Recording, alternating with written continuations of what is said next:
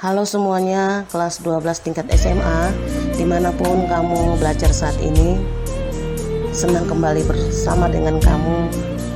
Kita belajar bersama, tentunya dalam pembelajaran bahasa Indonesia bersama dengan Ibu Manalu di sini. Kali ini materi ajar kita adalah kebahasan artikel dan atau buku ilmiah, tepatnya dengan kompetensi menganalisis kebahasan artikel dan atau buku ilmiah. Kamu simak penjelasan Ibu melalui video ini. Mari kita belajar bersama. Semoga bermanfaat bagi kamu. Ya, kita mulai. Untuk menganalisis kebahasan artikel, kita dapat melakukan dua kegiatan. Yang pertama, menemukan unsur kebahasan artikel opini dan buku ilmiah. Yang kedua, membandingkan karakteristik artikel opini dan buku ilmiah.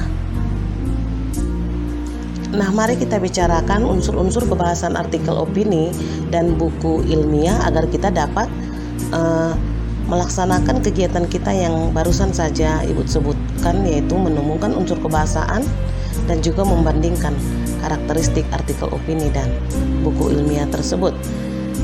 Unsur kebahasan artikel opini dan buku ilmiah itu ada 3. Paling umum ya, yang paling umum. Yang pertama adalah adverbia, yang kedua adalah konjungsi, dan yang ketiga adalah kosakata. Adverbia itu adalah kata yang memberi keterangan pada verba, adjektiva ataupun nomina.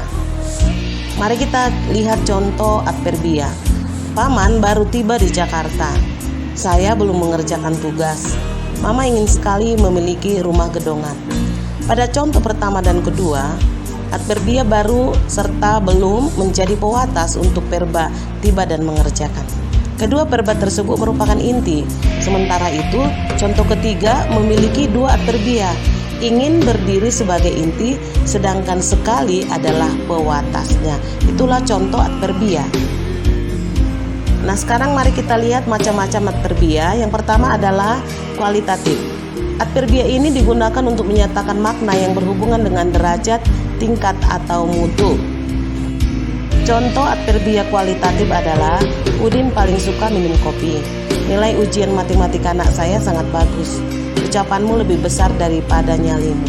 Akhir-akhir ini kamu kurang perhatian. Sejujurnya aku agak tersinggung. Nah, di video kamu itu ada kata yang Ibu buat berwarna merah. Itulah contoh adverbia kualitatif. Yang kedua adalah adverbia kuantitatif. Berbeda dengan adverbia kualitatif, jenis ini menyatakan makna yang berhubungan dengan jumlah. Mari kita lihat contohnya. Jangan banyak minta. Biaya yang ia keluarkan untuk perjalanan ini tidaklah sedikit. Untuk menyelesaikan tugas ini, saya membutuhkan waktu kira-kira 2-3 hari. Uang ini hanya cukup untuk kita makan selama 2 pekan ke depan. Nah, kamu perhatikan di dalam video, kata-kata yang berwarna merah adalah contoh adverbia kuantitatif, yaitu yang berhubungan dengan jumlah. Yang ketiga adalah adverbia limitatif. Adverbia ini bertujuan untuk menyatakan makna yang berhubungan dengan pembatasan. Mari kita perhatikan contoh. Vaksin hanya untuk orang kaya. Kami di rumah saja sewaktu tahun baru nanti. Maaf, saya sekedar mengingatkan.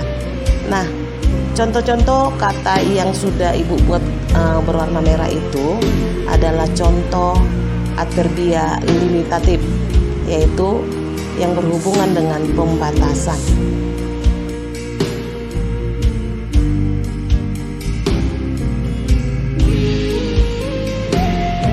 Yang keempat adalah adverbia frekuentatif. Adverbia frekuentatif menyatakan makna yang berhubungan dengan kekerapan.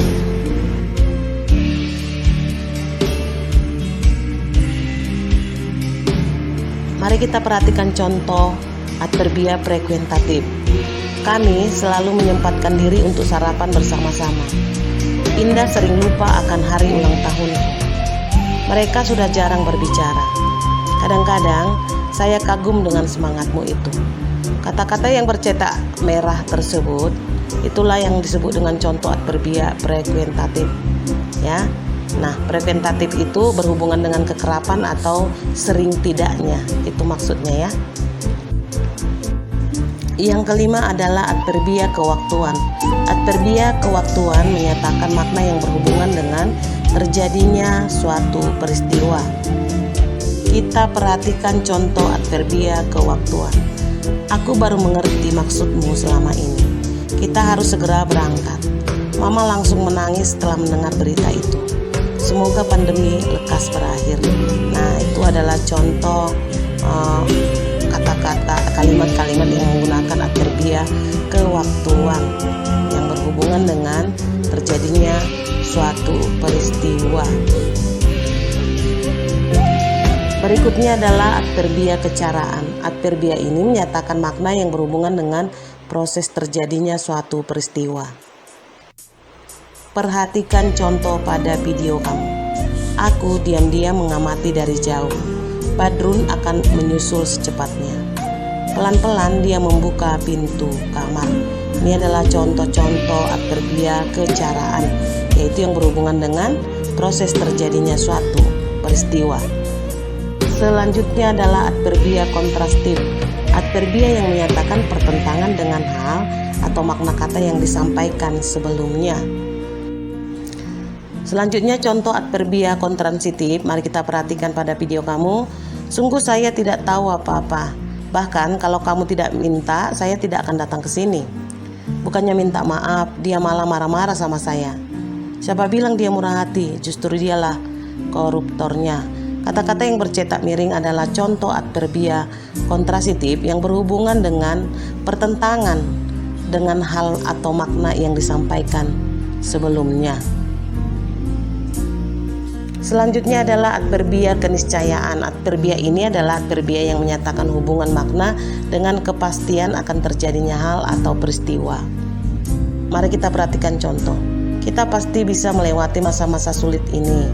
Kita tentu tidak setuju dengan kebijakan-kebijakan pemerintah yang merugikan rakyat. Nah, kata-kata yang bercetak atau berwarna hitam itu adalah contoh adverbia keniscayaan, yaitu yang menyatakan hubungan makna dengan kepastian akan terjadinya hal atau peristiwa.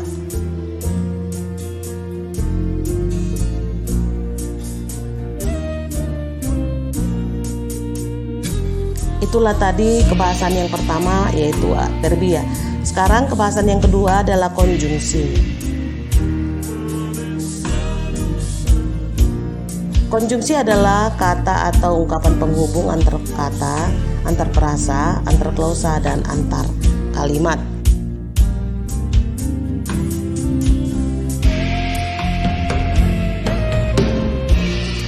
Ada 4 macam konjungsi. Yang pertama adalah konjungsi koordinatif, yaitu menghubungkan dua unsur atau lebih yang sama pentingnya atau memiliki status sintaksis yang sama. Contoh, dan, atau, tetapi, serta.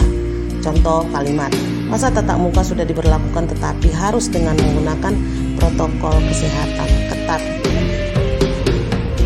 Dua adalah konjungsi korelatif. Konjungsi yang menghubungkan dua kata, parasi atau klausa yang memiliki status sintaksis yang sama. Konjungsi ini terdiri atas dua bagian yang dipisahkan oleh salah satu kata, frase atau klausa yang dihubungkan. Contoh, baik titik-titik maupun titik-titik. Tidak hanya titik-titik tetapi juga titik-titik. Demikian titik-titik sehingga titik-titik, entah titik-titik, entah titik-titik. Dan jangankan titik-titik, titik-titik pun titik-titik. Nah, kita kasih contoh.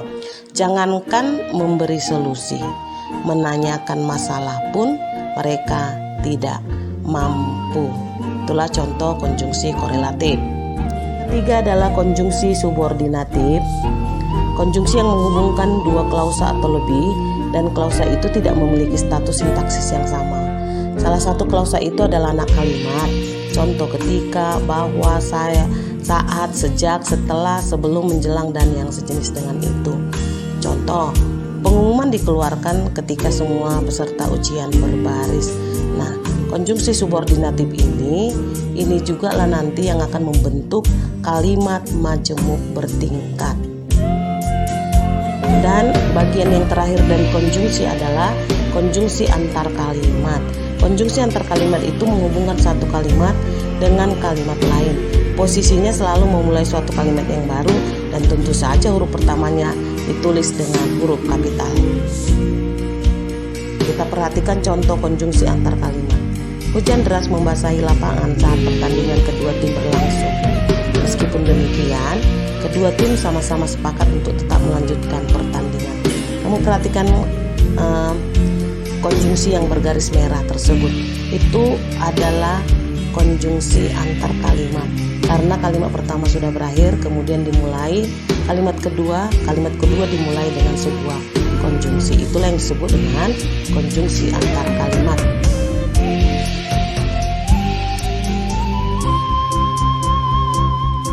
Itulah tadi kebahasan yang nomor 2, yaitu konjungsi. Sekarang kebahasan yang ketiga adalah kosakata.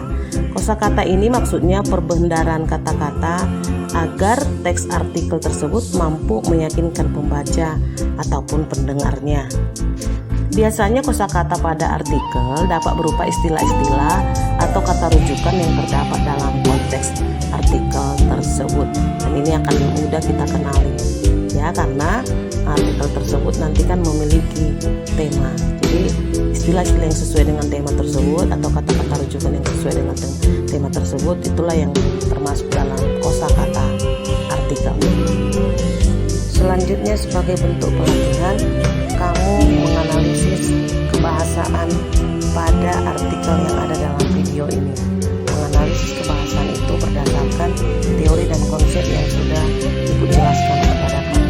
Demikian perjumpaan kita pada kali ini. Terima kasih atas perhatian kalian semua. Sampai jumpa pada kompetensi yang berbeda.